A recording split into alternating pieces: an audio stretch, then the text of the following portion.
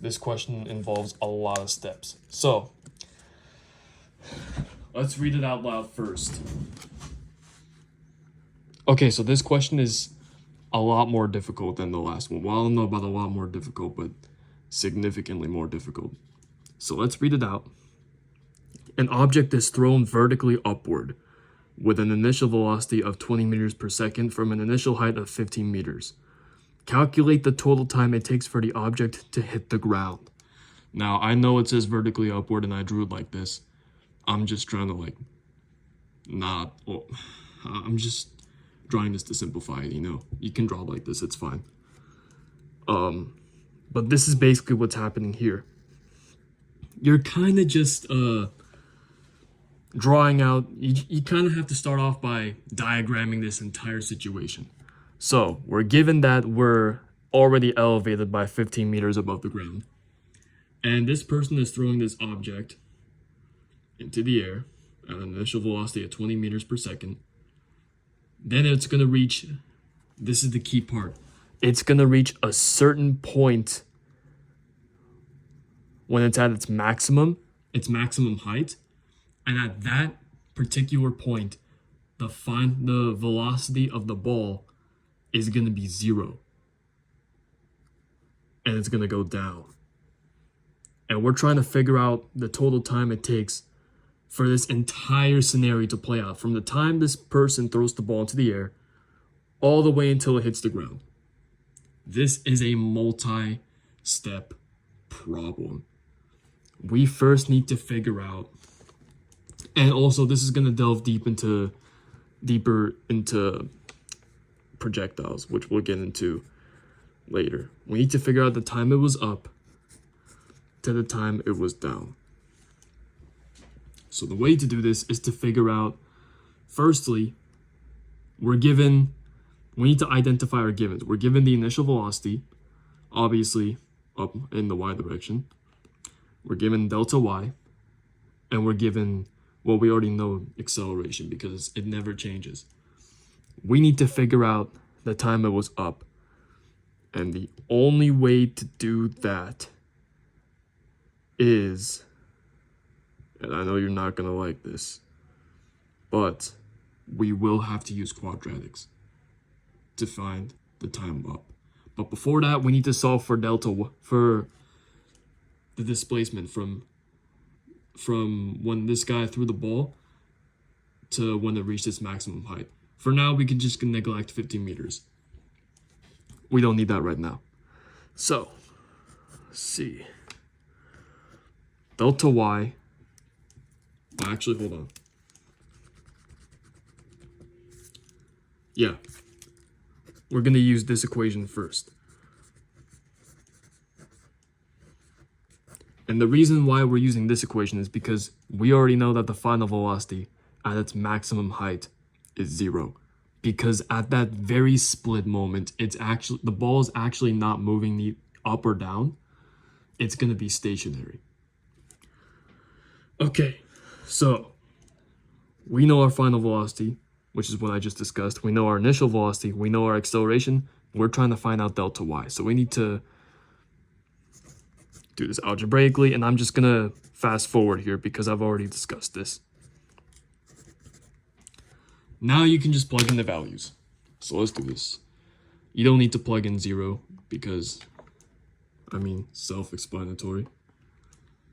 But you do have to do 20 squared, negative 20 squared, because we're subtracting. And then 2 times negative 9.8. This is what we're going to look like in our calculator. And we have 20.4 meters.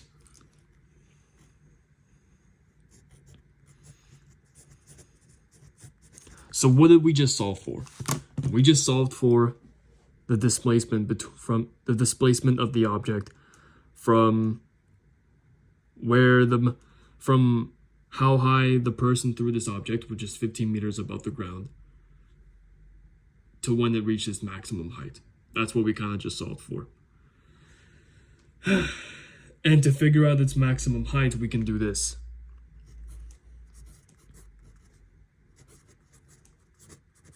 This is when 15 meters comes into play. So, oh my god. You add these two together, you get 35.4 meters as your maximum Y displacement. So that's what we have now. That's our maximum Y displacement. Now, we need to solve for the time down. Or actually, wait. No, we need to solve for time up. My bad. Okay.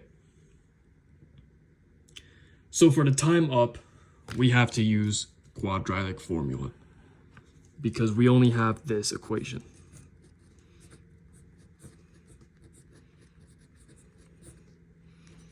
To rely on.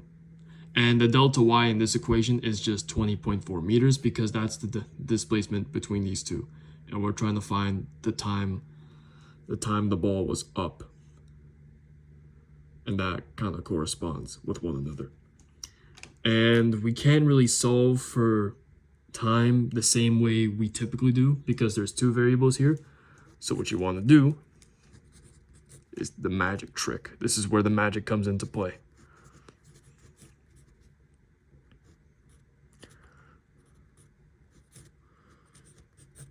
You now have this as your equation. You set this equation equal to 0. You just plug in the values. You plug in the values of the variables we do know, and you just multiply them and combine them with each other, except for t. So our acceleration, negative 9.8 times 1/2. It's negative 4.9 t squared plus 20t minus 20.4. And that's what we have right now. Now we have to use quadratic formula. If you don't know what if you don't remember what quadratic formula is, let me refresh your brain. This is what quadratic formula looks like, and you'll probably be learning this in math 2, I think. So in your sophomore year. So now you just plug these in. This is the A value. This is the B. This is the C. So now you kind of just want to plug these in. So you get negative 20 plus or minus 20 squared minus 4 times negative 4.9 times negative 20.4 .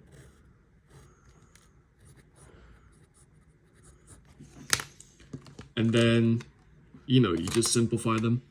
So let's simplify part of this just to stay safe. So you can do 20 squared minus 4 times negative 49 times, wait, why is that negative? Oh yeah, times negative 20.4. And you get this, negative 0.6.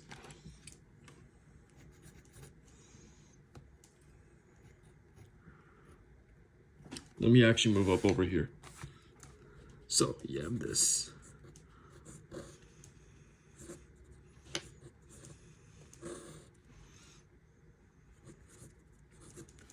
So that's what you have once you simplify.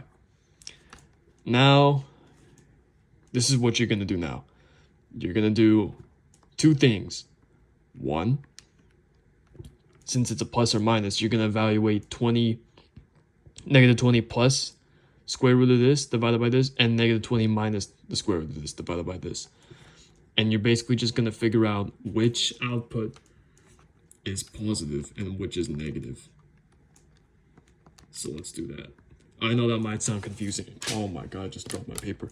I know that just sounded confusing, but bear with me here. So if we do plus, we have t equals 2, t up equals 2.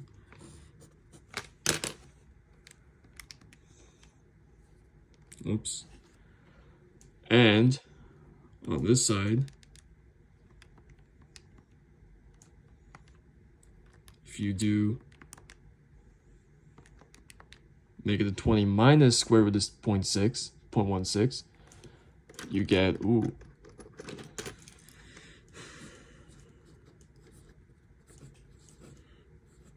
2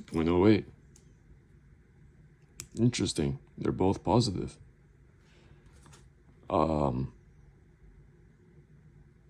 Okay, how about in this case, we'll just use TU equals 2 for now. They're very close. These are two very close numbers, so it could honestly be either one. It probably doesn't matter too much. Yes, the rounding is going to be different, but you'll still have a pretty close answer. So let's just say TU equals 2 seconds to keep it simple. But if this was negative, then you would use this. And if this was negative and this was positive, you would use this as your TU. That's basically what would happen. But honestly, you can just use either one. It doesn't really matter, especially since they're close. Okay, now we want to solve for the time that it was down. So, to do that, we have to reintroduce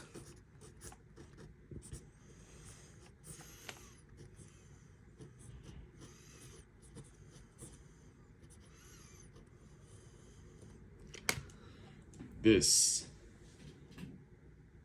to our equation. Or actually, no, we don't have to do that. I apologize for that. What we can do is figure out the final velocity when it just before it hit the ground, and then use that to solve for TV. So let's do that.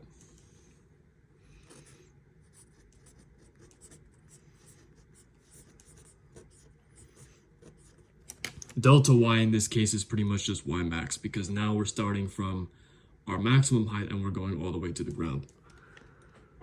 All right, so you do this algebraically. You end up with this formula again. Just plug them in. Actually, wait, no. No, you just plug them in. You don't end up with that formula. You're trying to solve for VF, so you just plug these numbers in. VI in this case is going to be 0 because we're starting from here now. And at this point, because we're at our maximum height, our velocity is going to be 0. So that's going to be our initial velocity. So honestly, we can just leave that out, and we could just put in 2 times negative 9.8 times 30.4. And this is our, whoa. What the hell? Oh wait, yeah, we have to square root it. We have to square root this answer because it's VF squared, and we want to get rid of that squared. 693.84. Always neglect the negative when you're square rooting because you will not get an answer. And then reintroduce the negative.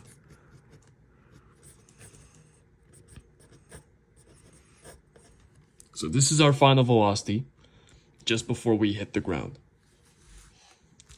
Now we can solve for time.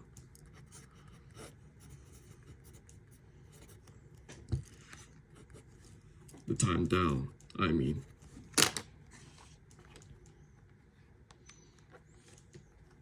Okay, so now you have to do negative 26.34, I think, yeah. And honestly, you can just leave out the initial velocity because you're pretty much just subtracting by 0, and that doesn't get you anything. So you got that. Divide by the negative 9.8. And that's your time down. 2.68 seconds. Well, actually, 2.69 if we're rounding to the nearest hundredth. All right, now all you have to do, back to what it's asking, calculate the total time it takes for the object to hit the ground.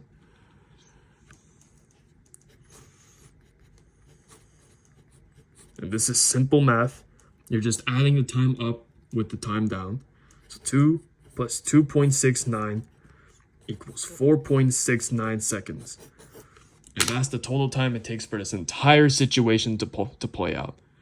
Now, granted, there probably could have been simpler methods to solve this entire problem. But the reason why I chose to do quadratics is because I just want you to be prepared for anything, you know?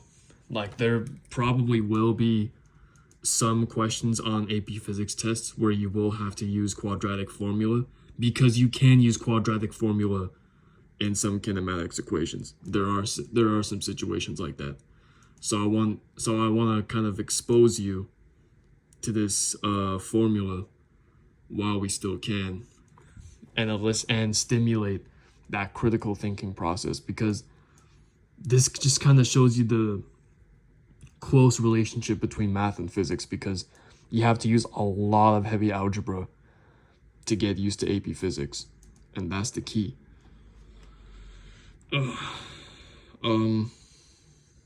So that's it for this video. I know this must have been a little hard to follow along, but I will be posting some practice problems in the description for you to practice your kinematics. And that'll be it for now. Up next, we'll be talking about projectiles, and I'll see you till then.